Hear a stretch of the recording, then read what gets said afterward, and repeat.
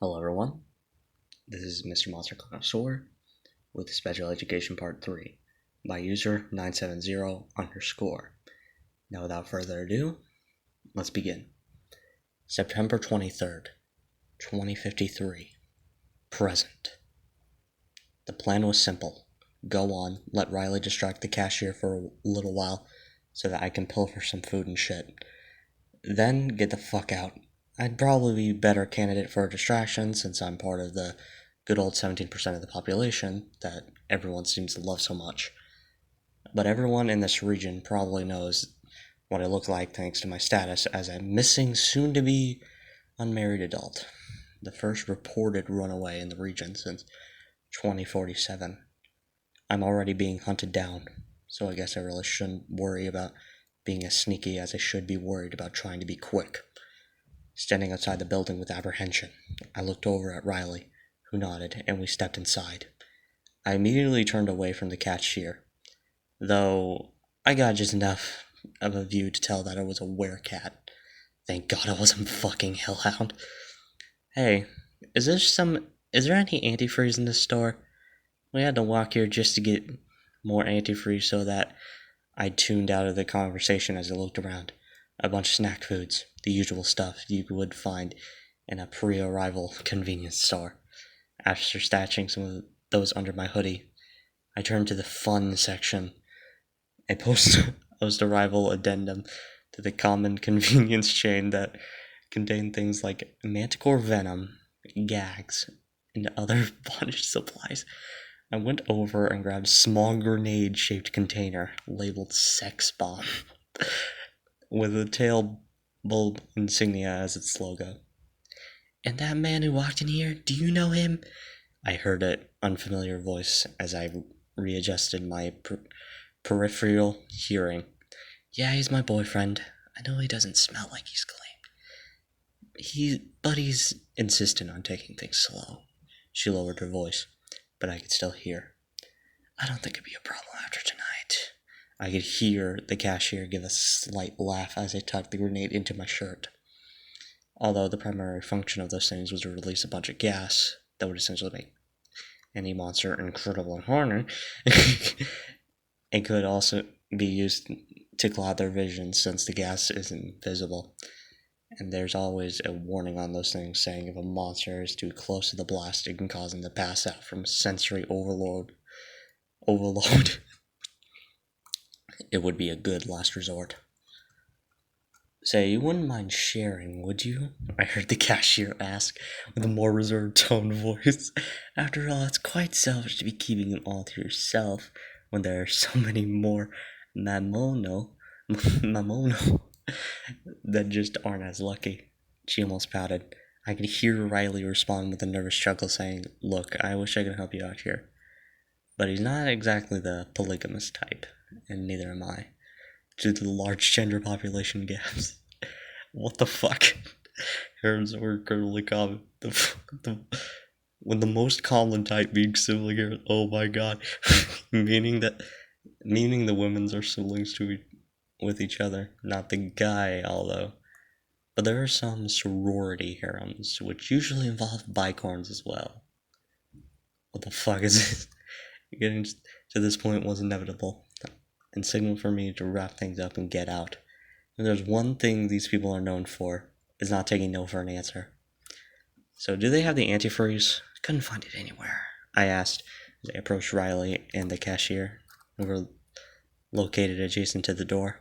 My baggy clothing managed to hide the stash pretty well. Riley shook her head, and I could tell the cashier was getting antsy. Just go somewhere else then, I said, quickly, beginning to walk quickly towards the door. Apprehension being transmuted to adrenaline. Wait! I heard the cashier yell, but all that did was tell me to start running and rushing to the door and through the empty refuel stations. I turned and saw Riley quickly following me, and the desperate-looking werecat cashier was not in sight anymore. Good riddance. Antifreeze? Really? I blurted in Riley's direction. Works every single time, she proclaimed, skipping towards me in a far better mood than earlier.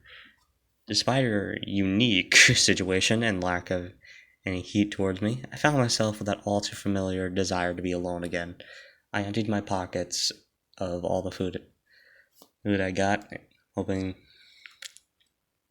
to stop having to hobble around, trying to keep everything on me. She took most of the load, stuffing it into her pockets before motioning for me to follow her once more. I didn't follow her, though.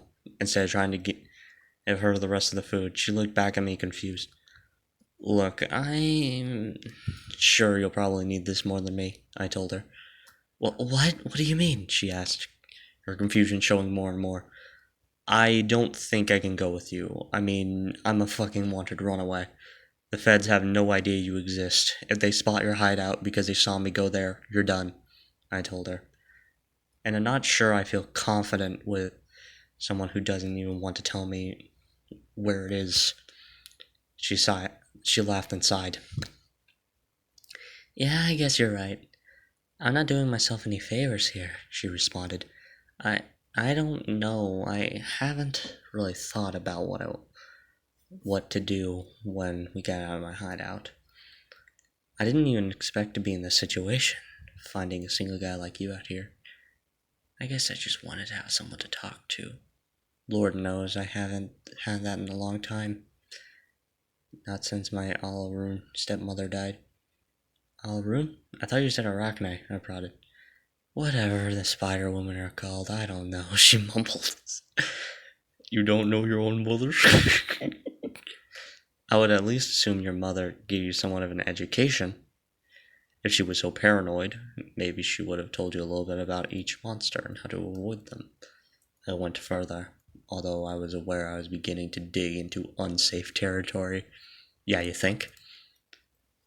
Kind of, but most of the shit she said ended up being a bunch of lies anyways, she answered coldly. Why would she... Stop, she interrupted me, giving me a fearful look. Let's keep going. As soon as we get to where we can decide what to do next. I looked around.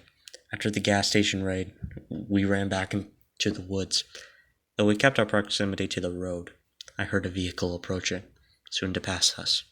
I looked back to her, my brain beginning to sink into that familiar feeling when I get when I've known someone for too long. That feeling of extreme social burnout, and maybe a little anxiety. Cast it aside for now. Which way?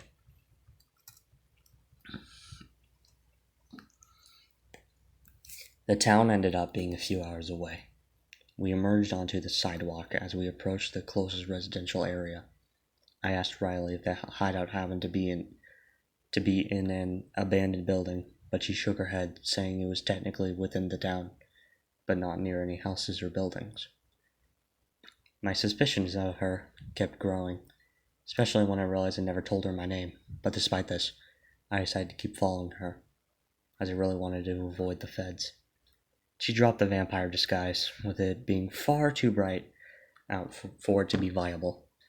It wasn't too unlikely for a vampire to be out at 7 a.m.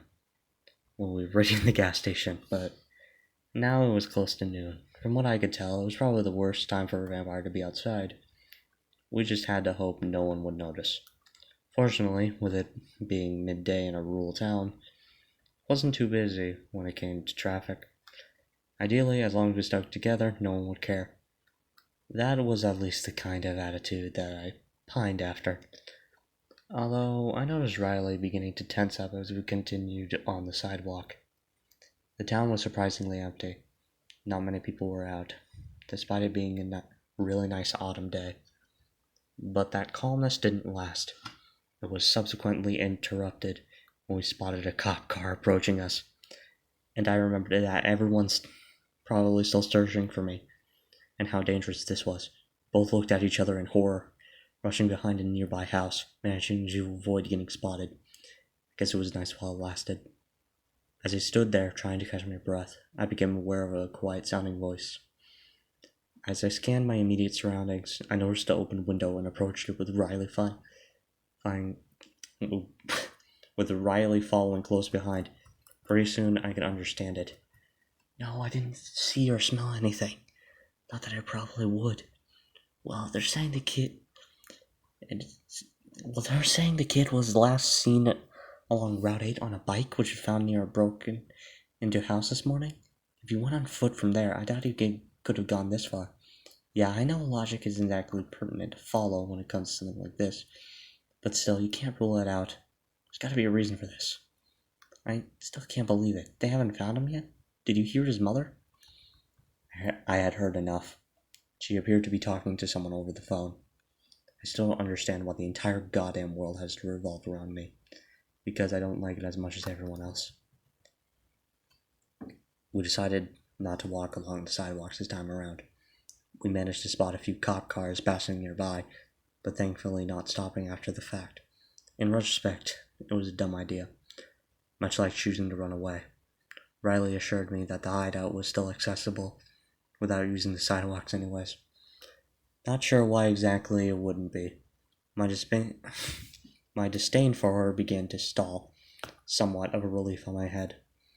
But I could see her get more visibly nervous as we continued through the town, managing to arc around the less empty central downtown area and wandering through the other side, exiting the farthest residential area without much hassle.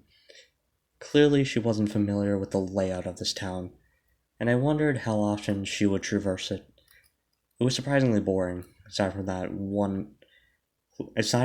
close encounter with the MPD. The MPD, or Monster Police Department, treated human men and monster women quite differently, depending on the former's marital status. As I'm sure most people can imagine, they're a pretty standard act when it comes to women and married men. But if they ever meet a single man, he can kiss his virginity goodbye.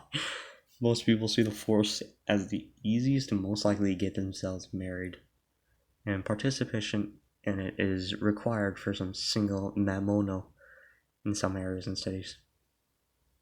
Before long, we found ourselves in the outskirts of town, wandering and passing a house every 8 minutes or so.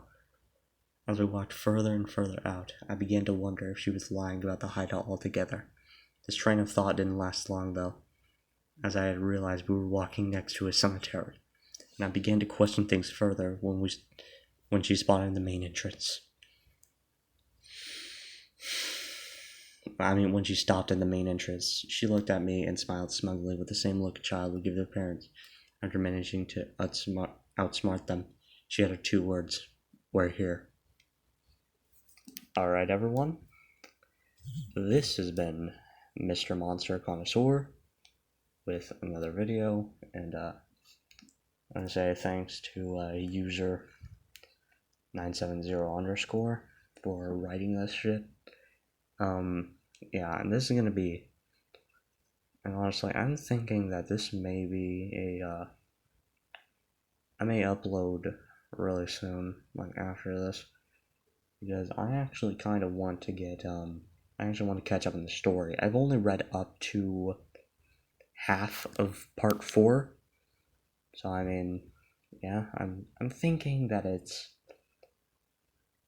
I'm not gonna say it, there's been a reason that I've put up mind flares, but that may not be the case. Either way, thank you for watching. This has been Mr.MonsterConnoisseur, also known as Hot Dog Man Thing, and see you later.